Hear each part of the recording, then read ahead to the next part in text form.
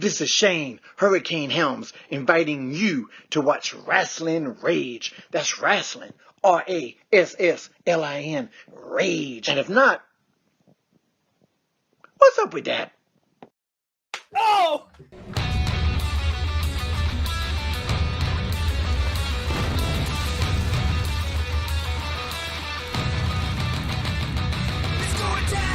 This is Rasslin Rage. Do it now. This is Rasslin Rage. This is Rasslin Rage. Cody Fleming is the man who leads the brigade. Let's go down. This is Rasslin Rage. Do it now. This is Rasslin Rage. This is Rasslin Rage. Cody Fleming is the man who leads the brigade.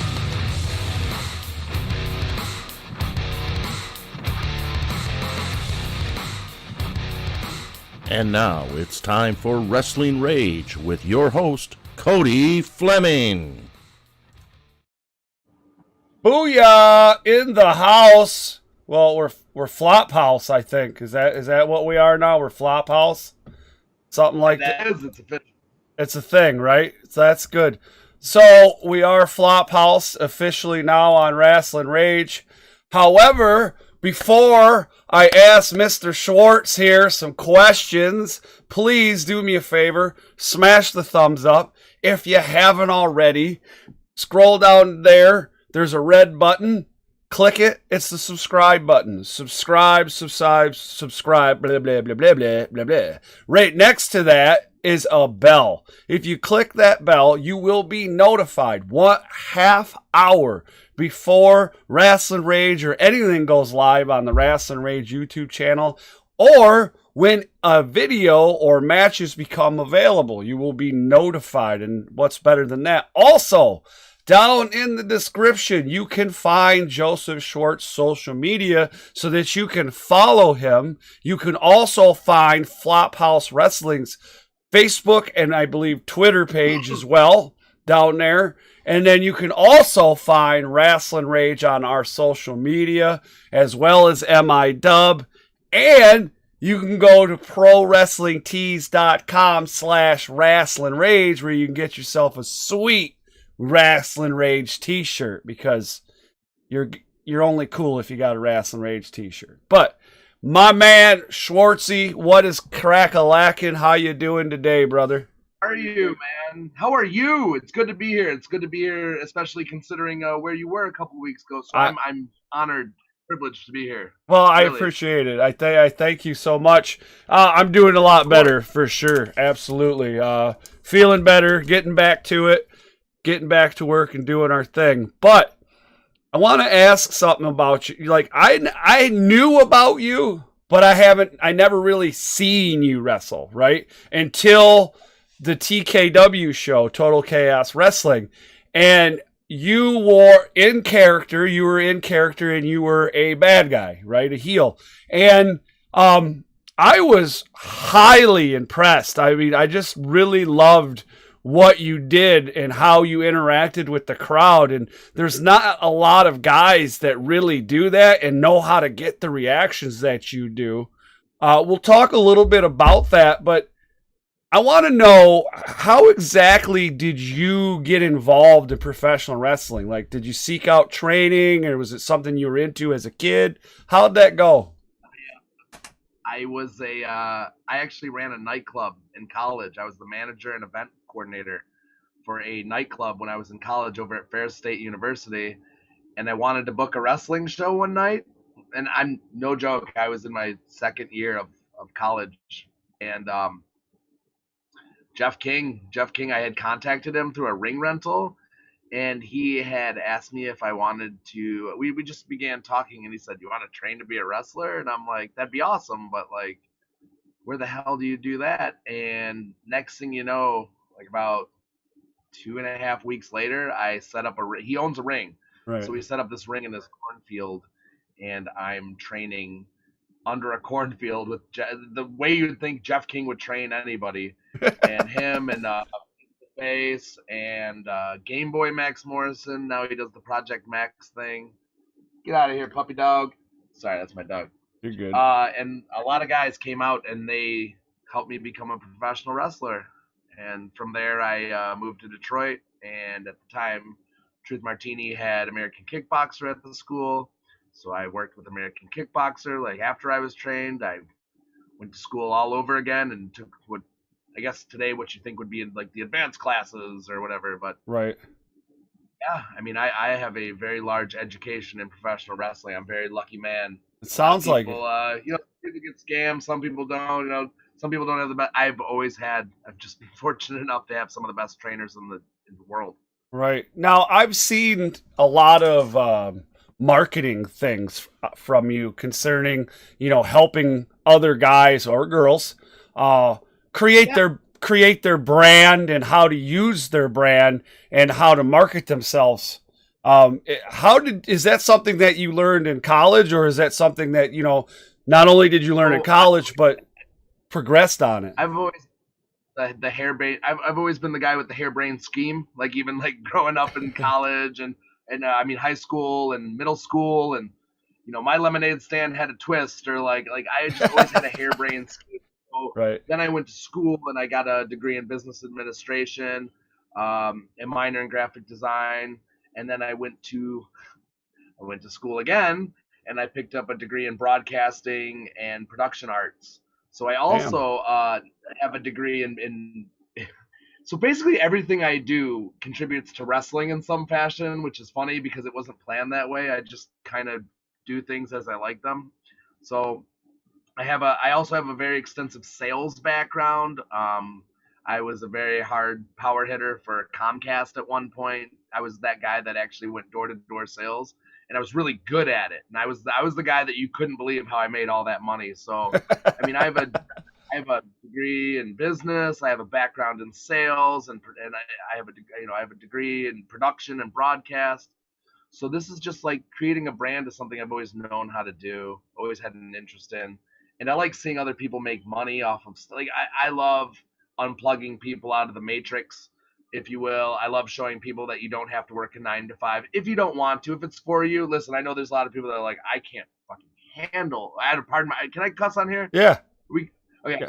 Yeah. A lot of people are like, they need the 9 to 5. It works for them, but there's just some people that need to be unplugged and like, hey, there's another way you can make your income. There's another way you can thrive and feed your family or feed yourself. Right. I find that a lot of the guys that are coming in really struggle with creating that brand, or so much even finding themselves as a character.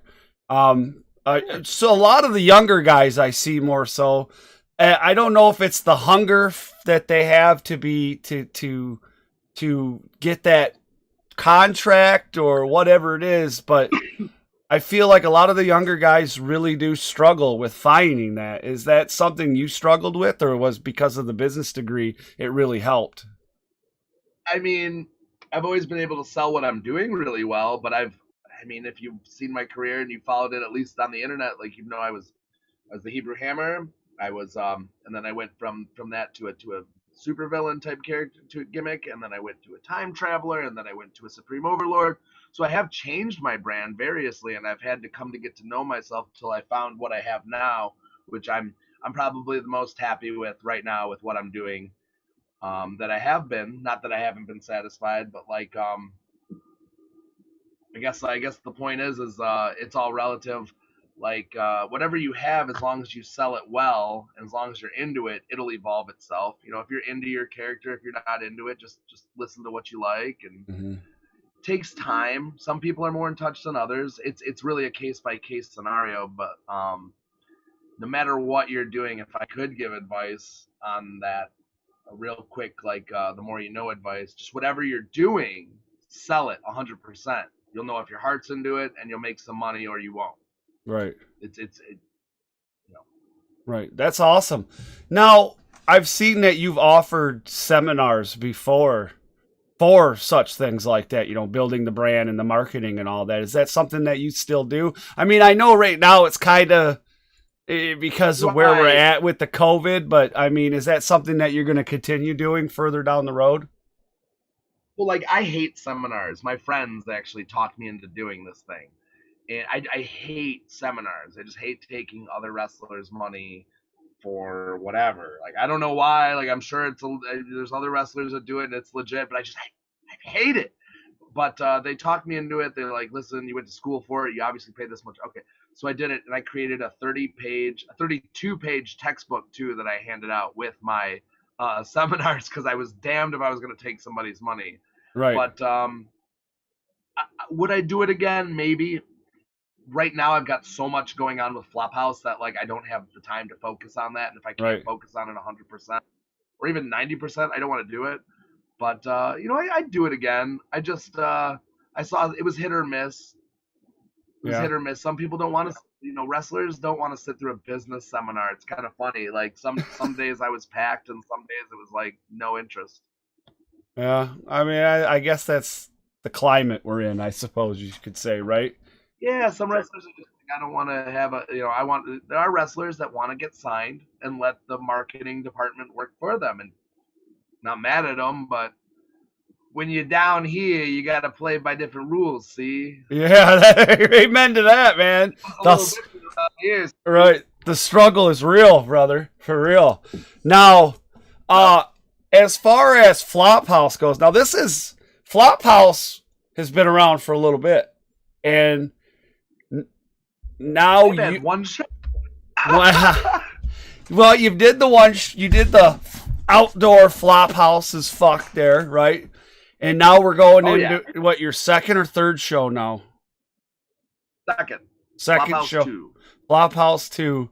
Was this your brainchild? Is this something that you created with somebody else? Like what? How did this come? Because it sounds like something right out of your head there, I can tell you. Sure. Is it out of my head? Like, so let's put it this way. My head is the mixing bowl. Right. Okay. So my brain was filled with all my experiences, all these people that I've interacted with over the years. A dear friend of ours that used to use the phrase Flophouse, let's get Flophouse, back in the day, used to be just drunk wrestling after shows.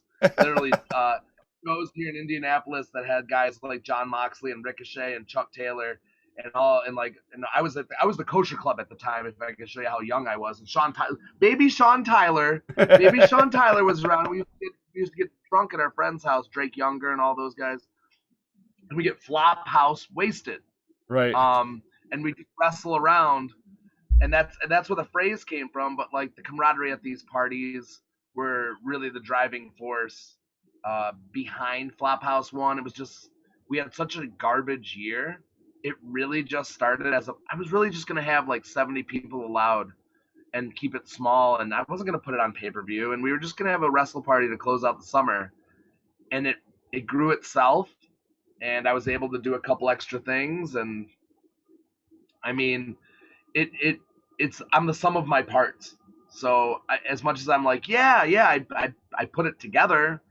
I'm inspired by a lot of people. I mean, part of this is inspired by Hood Slam out in Oakland, California. God bless them. Like, right. I know they're probably sitting there some days like, hey, this is, I'm inspired. Like, I'm inspired by there's a lot of people that have put this together in my brain. Like, That's awesome. I'm the mixing bowl. That's why I use the word when people are like, you're the conduit. What the hell's the conduit? I'm just a conduit for everybody else. Okay, I like that though. I mean, that's a good way to put it. Now, not fair, full credit, but right now, a lot of people. There's been since COVID. There's been, I know like for instance in Michigan, and I don't know what the stipulation. I know Ohio's just finally getting back to getting wrestling, and I don't know what the stipulations have been down in Indiana. But wildly open. What's that? We're like wildly open. We still have to distance at events, but we're probably one of the more open states in the entire country. Okay, well, so now Michigan's been doing primarily outdoor shows because we haven't been allowed indoors, which we're now just starting to get back indoors here come November. As far as that goes, though, have you found it more difficult in the COVID, I guess you could say, than pre-COVID or after COVID? I mean, we're still kind of going through COVID, so like, is it harder to promote during that? I want to say but man, there's so many people right now that want to get out of their house and do stuff. Like, right. I don't know how everyone else is doing, but like, man, my tickets are. I'm not trying to brag, but man, my tickets are flying off the shelf. Like, people want to come see wrestling, and I see other shows in the area, and they're drawing well too. Collective did very well. It's strange times. It really is, because sure. I want to say it's harder to promote shows. It's harder to get people out, but they're coming out like more than they ever have really right now. It's kind of crazy. Yeah. I know here in Michigan in the independents, there's like this core group of fans that are at every fucking show, like everyone, right? Right. You know, I'm not one of those core guys. I do try to get to as many as I possibly can, but crowd favorite. Right. Not the core, but the crowd favorite. Right, yeah, exactly. And you will not miss me at an XI. You know, the only way I will not be at an XI is, one, if I'm in Amsterdam, which is a true story. I was in Amsterdam at one time and had to miss an XICW show. And then the other was as I was in the hospital and was taken to the hospital by EMS and therefore was not able to. People's funerals. Yeah, I definitely would not be. I would have been at the 300th event for XICW, but again, I was taken away by EMS. But I don't know about down there, but there are these core groups, and you see them at every show. Is that kind of the same thing there, where you have this core group of fans that will go to every possible show they can? We do, and they're probably listening right now because they're that awesome. I'd put money on a gentleman named Sam Mitchell. Sam Mitchell's probably listening right now. He goes to a lot of events, brings a lot of deathmatch weapons for the boys. Roger Patet, always at every show. He's always there helping with the ring and stuff. Even how he gets tickets and everything. Yeah, we got like a good core group of guys. That's good. Our announcer, Zane Paisley, started as one of those core group of guys, and then he got a bag of pipes on him, and he started announcing for everybody in the area. That's cool. Yeah, like the other thing is while we do have the core group of people in Indianapolis, like, because we have so many highways and byways that can get you in and out of town, we're literally the crossroads of America. We have fans that come, the core Louisville fans will come up, and they'll come to our shows. We got core Ohio fans now because Ohio shut down. All the core Ohio fans are coming over. And you guys kind of see that over there, too. The ones more towards Toledo start coming up to Michigan. Yeah, absolutely. And we are seeing an influx of Ohio. Oh, your audio went out. Where'd you go? My audio? There you are. Hey. Am I here? You're here. You're just pausing. Jazz hands. Jazz hands. All right, now, so Flophouse. Sorry. It's all right. Shit happened. Flophouse is fuck. What are we calling the second show? It's just Flophouse 2. Just Flophouse 2. It's Flophouse is fuck 2, damn it. Back in the flop. Right. I don't know, back in the act. Still flopping? There you still floppy? I like it. Flopping for life. Now, you were talking about, I know you announced a bunch of matches, and you were saying earlier that you had a match that you wanted to announce. I do. I got a banger for you, too. Oh, boy, this should be good. So, yes. So check this out. A lot of people want to know what I'm doing with all these tag teams, right? Right. I've got a plethora of tag teams that I'm bringing in. What I'm going to tell you right now is we are going to crown the first ever Flophouse Tag Team Champions. Nice. And I'm going to do it with the Tag Team Gauntlet. Oh, dang. I am bringing in so many fucking tag teams. It's going to get nuts. And they've got to all run the fucking gauntlet. Nice. I am big on do work. So you got to do work, and you will hold those belts. They are all yours. Nice. So you do have tag belts? We do. We are debuting tag team championships. Nice. Which are probably as garbage looking as our heavyweight championship. But that's how we roll. Right. I like it. I definitely like it. That's awesome.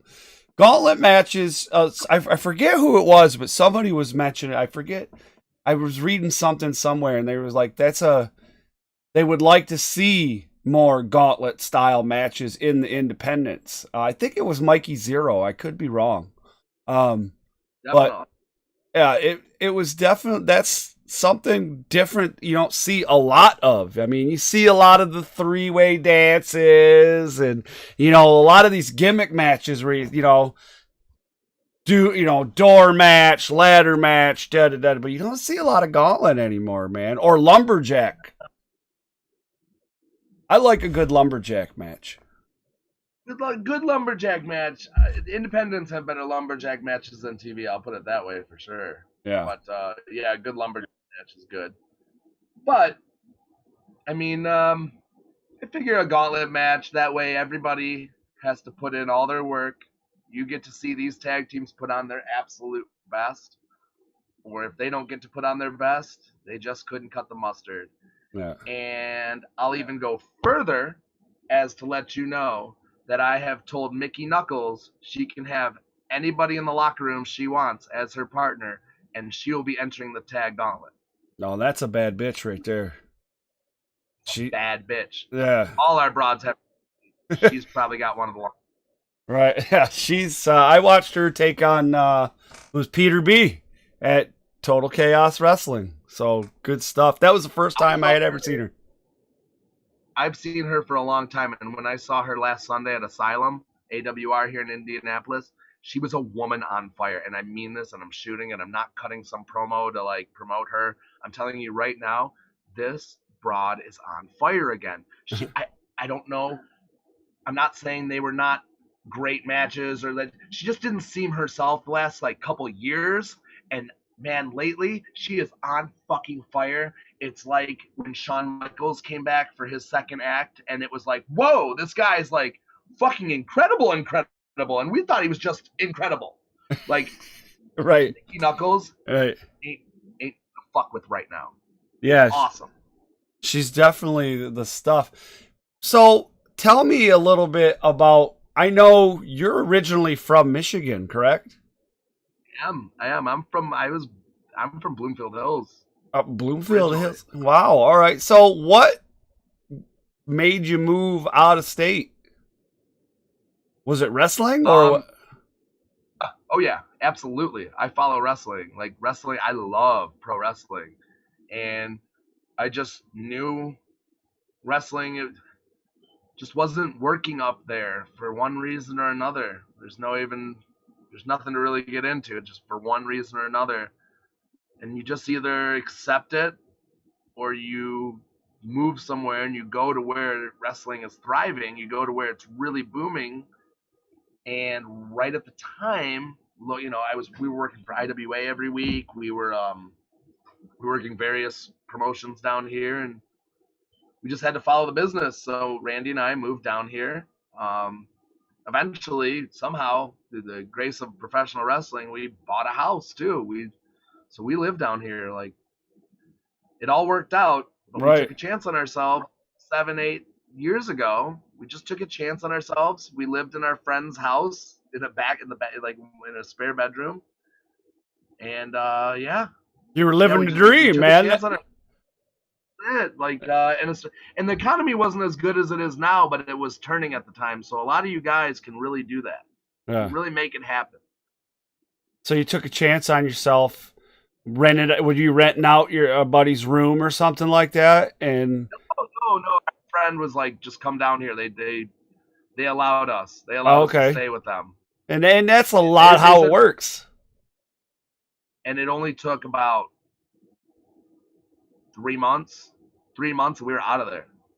That's all it took. 3 months. Nice. The economy was great down here. Right.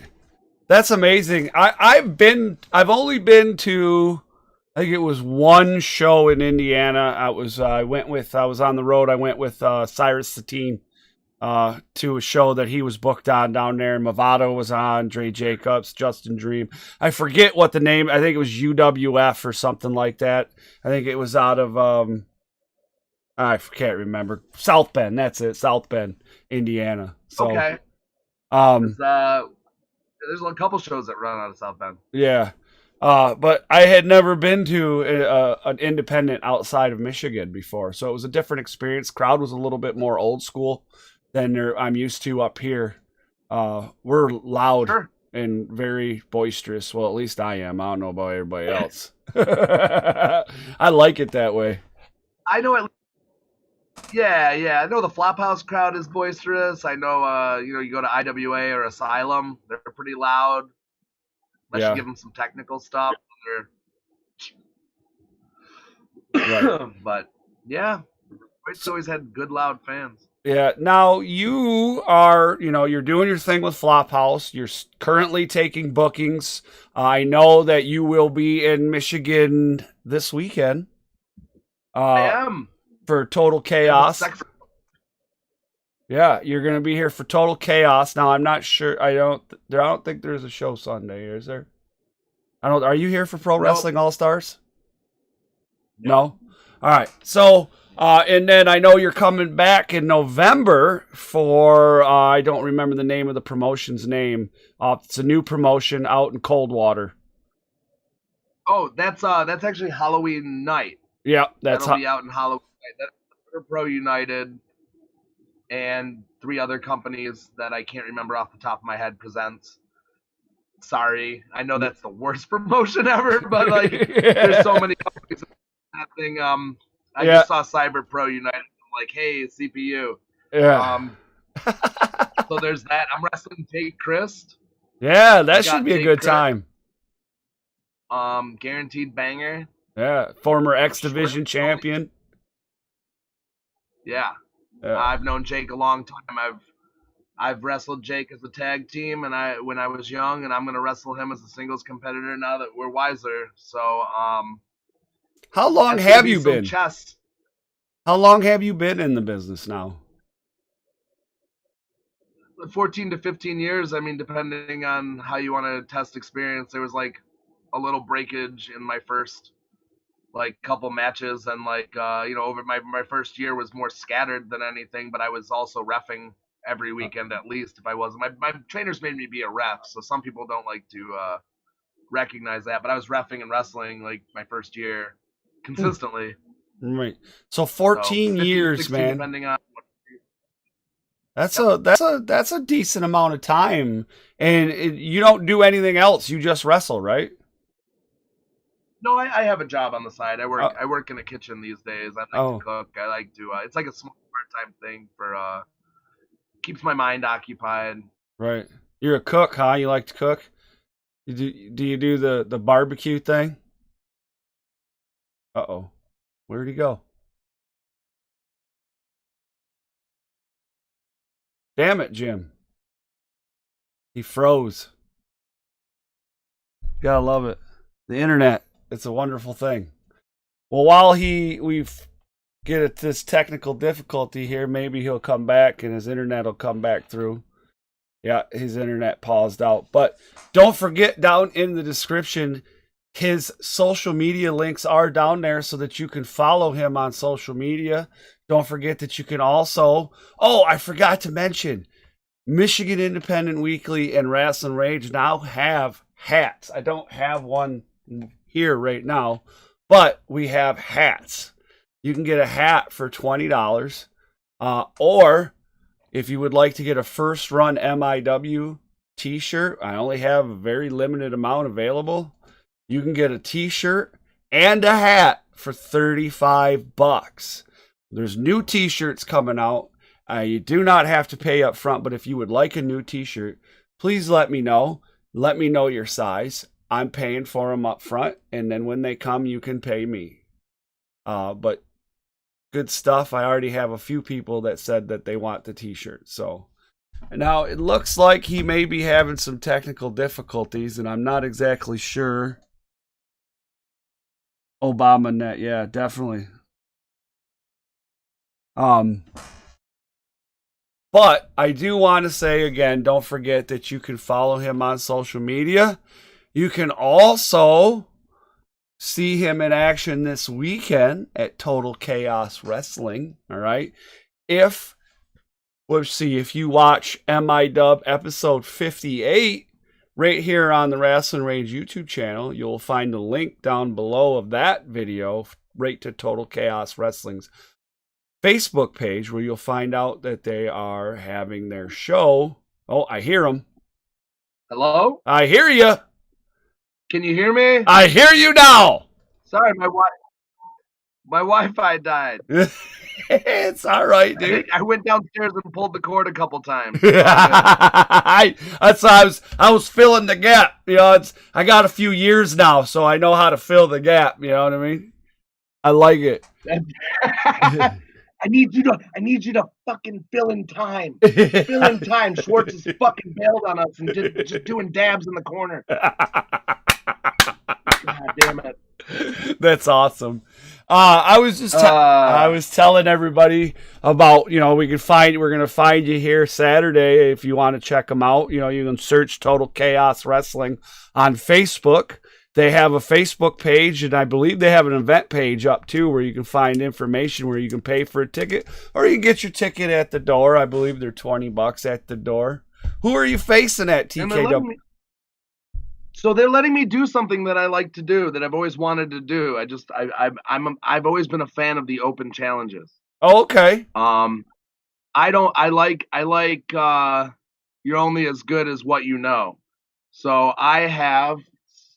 there are going to be submission challenges that I will be laying out at TKW, and it's first man to get their music played and walk through the curtain. So we to accept, and so we don't know submission match. We don't know. Yeah, we don't know. Oh, you don't even know. Man. Nope. So it could just be anybody. Submission open challenge. Now I know that TJ Meyer has a match against Asmodeus. That's They can both step up. Double duty, double payday. Come on. Let's go. Go on the Indies. Get that double payday. Yeah, let's go. I like it. So I asked. It doesn't matter. Anybody. All right. I asked this. Flophouse Rob's supposed to be there.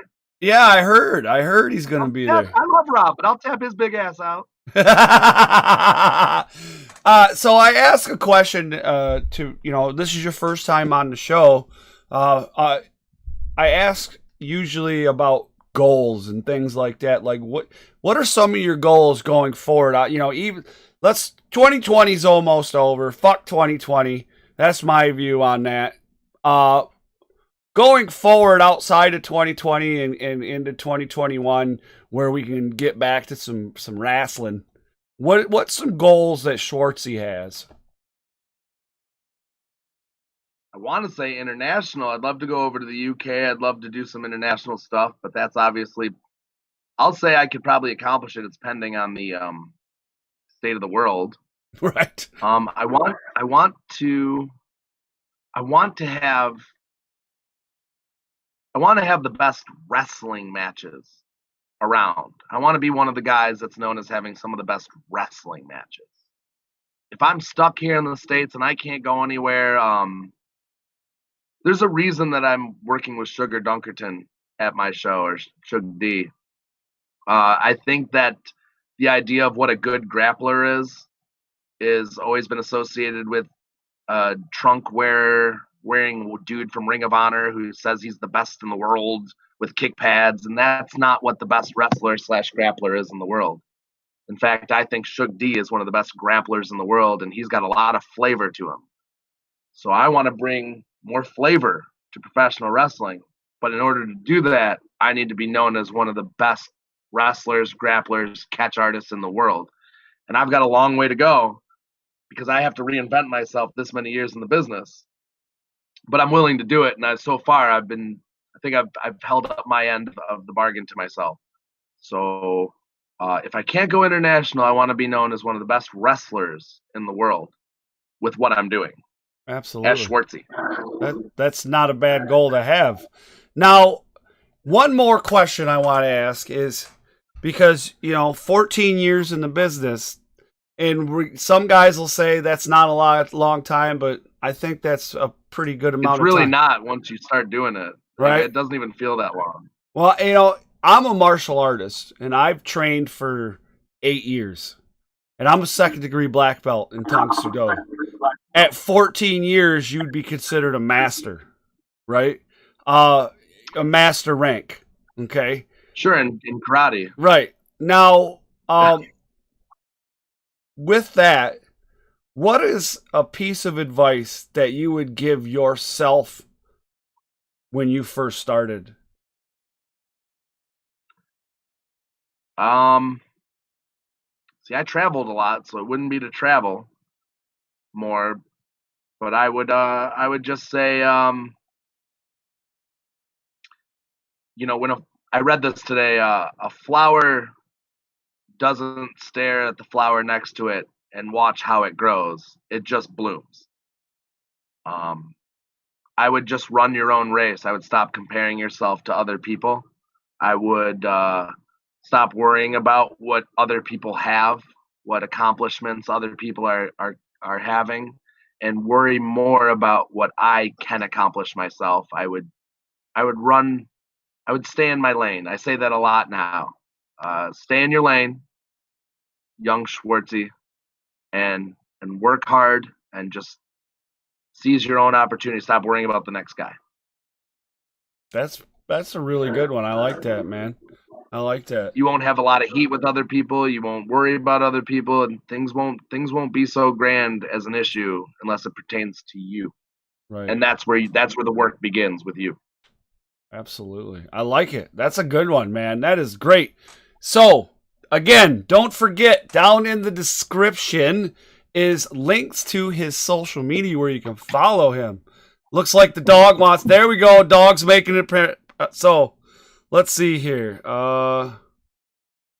Looks like Colton's giving the Dread King some guff. But... Sean Sis says, blame Indiana.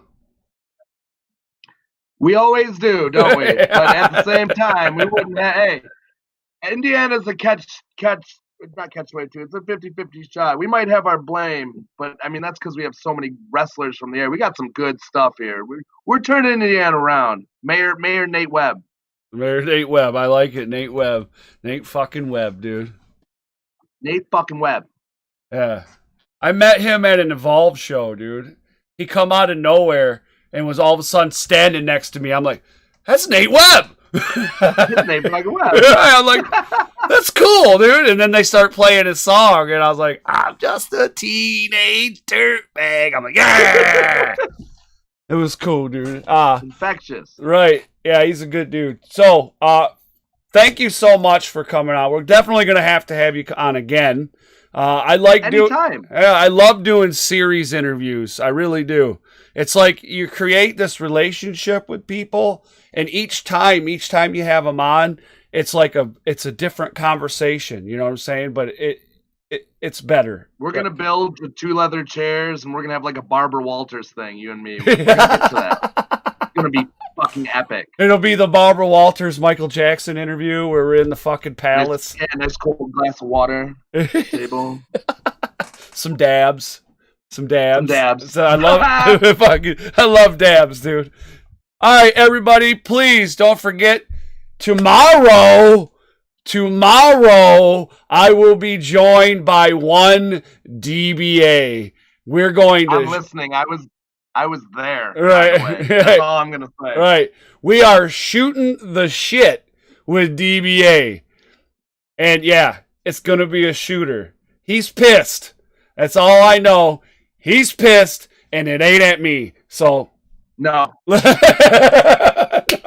Thanks again, Mr. Schwartz, and everybody else for joining me tonight. Please subscribe and come back over tomorrow at 8 p.m. for DBA, the most dangerous man in Michigan.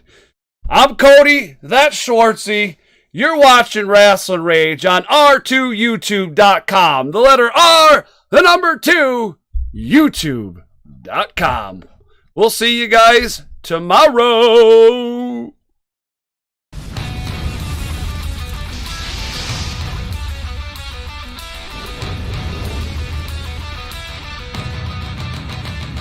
It's going down. This is Rasslin Rage. Do it now. This is Rasslin Rage. Scream it out loud. This is Rasslin Rage. Cody Fleming is the man who leads the brigade. It's going down. This is Rasslin Rage.